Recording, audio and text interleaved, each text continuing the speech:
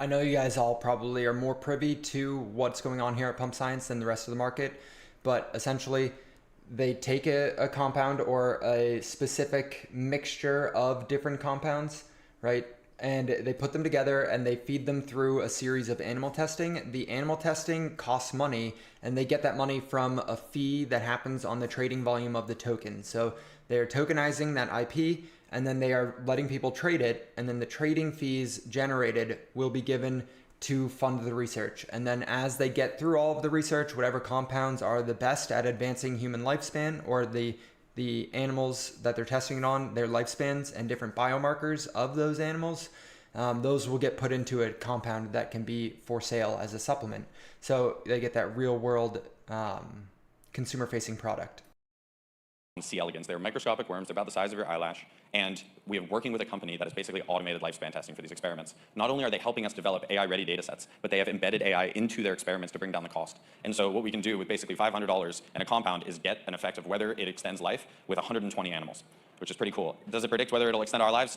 I mean, of course, there's some signal lost. We are not worms, but there is a lot of similarity. And I think that's the important piece. It's like we are 35% similar to these tiny microscopic worms. So it is a super valuable data point. After worms, we go to flies. We're working with a lab that does automated tracking of the flies as well. We monitor them their entire lifespan. We live stream all of this data directly to users on our site, and the goal is for people to actively trade based on the real-time data outputs that come out. And so not only do we just measure them for their lifespan, but we also put them to functional tests. So on the right, what you can see, and on the next slide in a little bit more detail, is fly racing. So we have basically turned fly races into a game. It generates really valuable scientific data. And yeah, we're enabling users to kind of speculate on it. So if you think the compound will be the control, you can take a leverage long position on the token. And anyway, this is kind of the general idea of Pump Science, is we're trying to make science a video game where you can actively be a degen and contribute your trading to scientific progress. And so after the flies come mice. And so mice are super expensive to test on. You'd be surprised.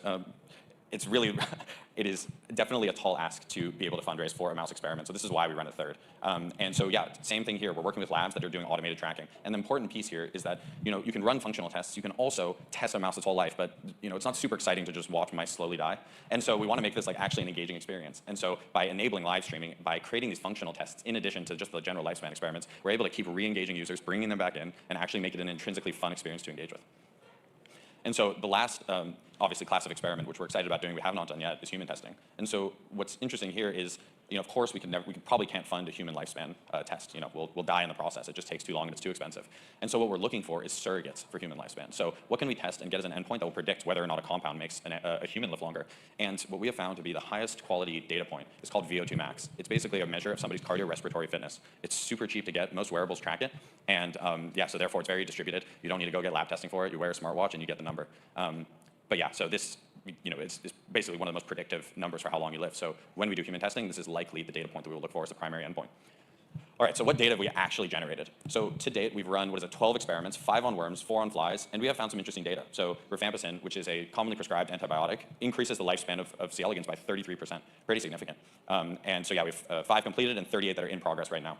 And in flies, we've tested 4 compounds. The winner right now is called urolithin A. And yeah, it basically works on your mitochondria. And this thing extends. I think we were the first group to ever discover that urolithin A increases the lifespan of flies. So super interesting. I mean, we've only been around for a while. We're already making novel discoveries. Super exciting. And yeah, I think the important piece here is like, this isn't that many data points, but also the fact that there's only been 2,000 compounds tested, like very quickly we'll be able to kind of like lap the entire field in terms of the amount of data generated. And again, all of this is just a means to train AI on how to help us live longer.